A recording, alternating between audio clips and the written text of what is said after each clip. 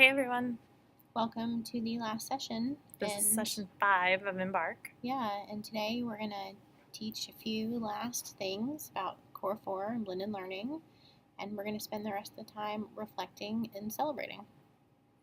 Right? Okay. So read through this first page. It's got all kinds of information for you, and let's move on. One thing to keep in mind is that number 5, you're going to make a question for Google Classroom, and there's this link to a rubric here, so make sure you don't forget to do that. All right, so the point of slide 2 is their welcome slide, but also when we opened up our Google Classroom, only 3 people had turned it in before coming to class, so we gave them 5 to 10 minutes right here where they could just get their work turned in and, talk with each other.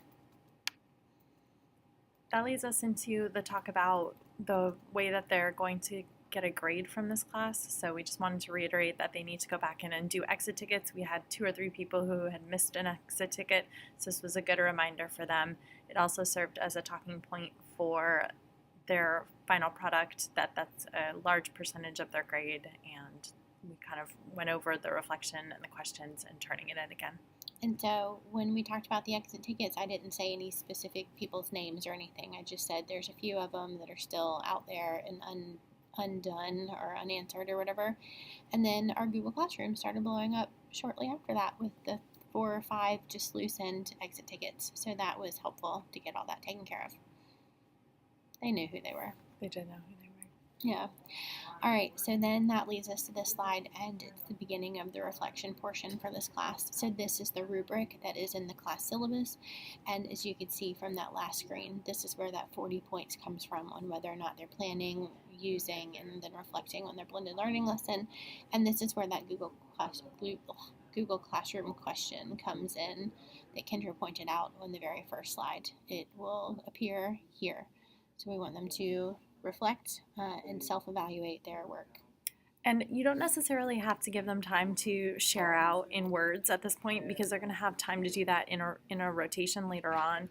And we tested out having them share out, and it kind of went in a direction that we didn't necessarily need it to. It was more on the content, less on the idea of evaluation. So, okay, if there was anything else to add, this is kind of a personal question about your self-evaluation, so maybe a little too personal to share out among the group. And when you make the question, maybe I should move this. When you make the question for Google Classroom, make it so that people can't see the other participants' answers and that they can't reply to each other. You want to do that because for some people, this can be extremely personal, as Lacey said, and we don't want to put them in a position where they're answering personally and being vulnerable and then having someone else look at it. So we want to keep this part of it private. All right, which takes us to the Core 4. And now, as you are aware, we have not used the words Core 4 yet in this course, but we have, through the purple guideline sheet, addressed all of the elements of Core 4. So what we're doing here is just bringing it all together and reminding them that these are the best practices of blended learning and teaching in general, and especially teaching with technology. We had a very interesting conversation about coolmath.com and how that is not a great flexible content and tools.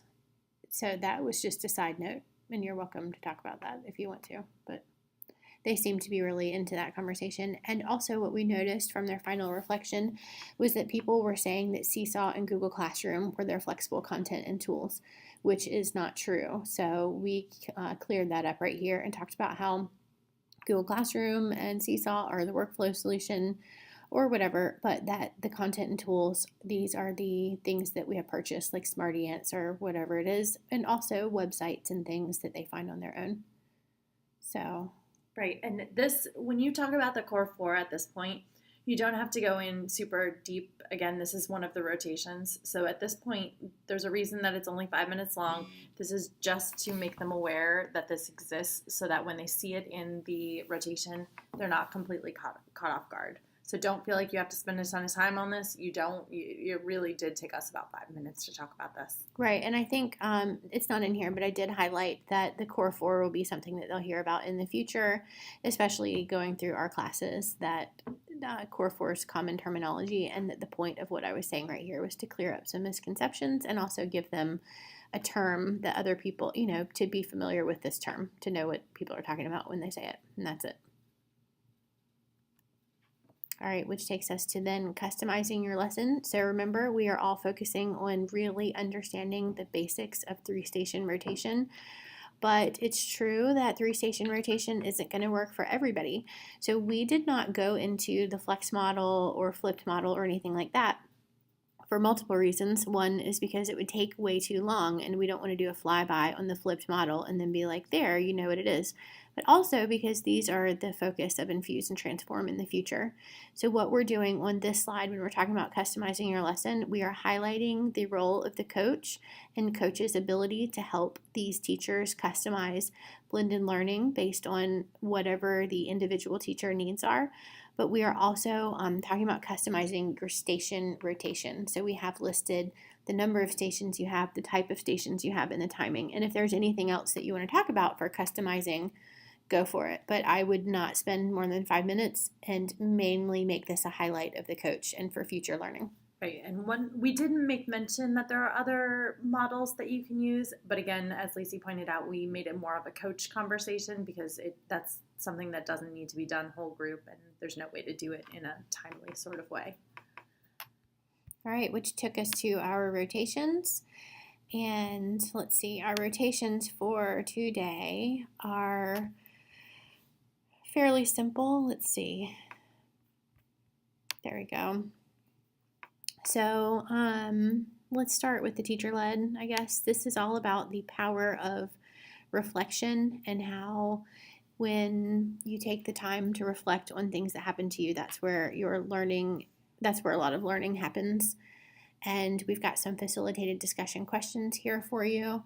I think when we were talking with the younger grade levels, we kind of made the point that you don't have to be, like when we're talking about reflection, you don't have to reflect on the content necessarily. I mean, it would be great to reflect on how well I know photosynthesis or not and what I did to learn it. But mostly that these kids, if we're talking about first graders, have 11 more years worth of learning, and a really powerful reflection for them is who am I as a learner and who am I as a person and what things, how can I reflect on my own learning, and that is really powerful for these people. So once you have this facilitated discussion, maybe about 10 minutes max. They start here with the answering this reflection question and then thinking silently about this. And then we go to the facilitated discussion. And then down here are some reflection resources that Kendra and I curated and created. And they can have copies of all of these things. They're editable. You don't need to walk them through this resource grab. This is really just for them because we had a lot of feedback of we want some things, some actual tangible things we can do with our kids. So there it is. So 10 minutes facilitated discussion and 10 minutes with looking through the resources and making copies and doing whatever they want with those. Right, and you can bring them back toward the end of the rotation and ask them to share out things that worked for them if you want. You don't have to. It's up to you how you want to address that.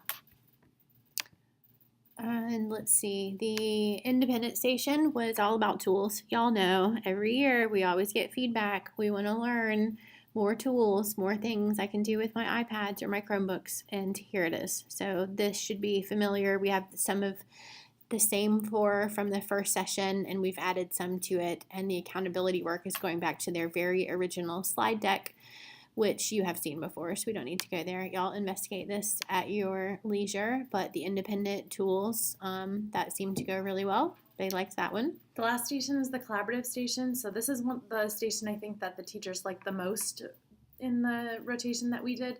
They really liked having an opportunity to share the work that they had done with other people. And so that's exactly what they're doing here. We have it sort of facilitated.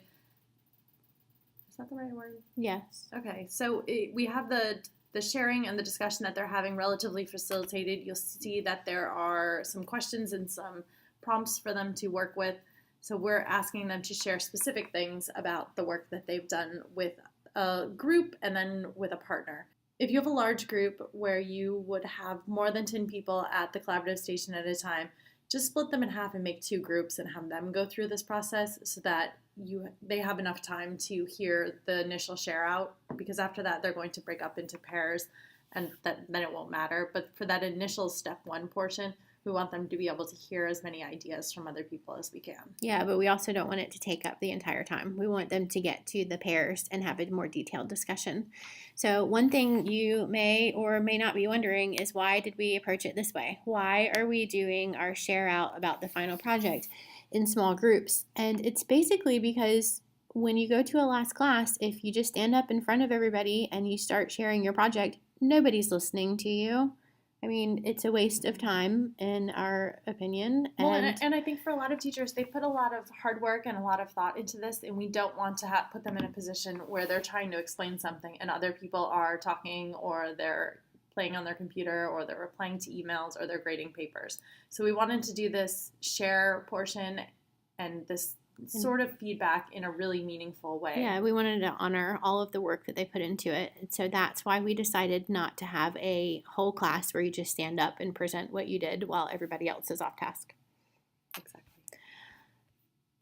All right, and then when they're done, just bring them all back together. We have checked and confirmed that these are the dates so far.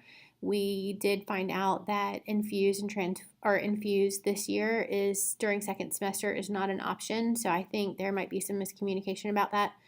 So just correct that in your minds if you thought like we did, that they could start Infuse now.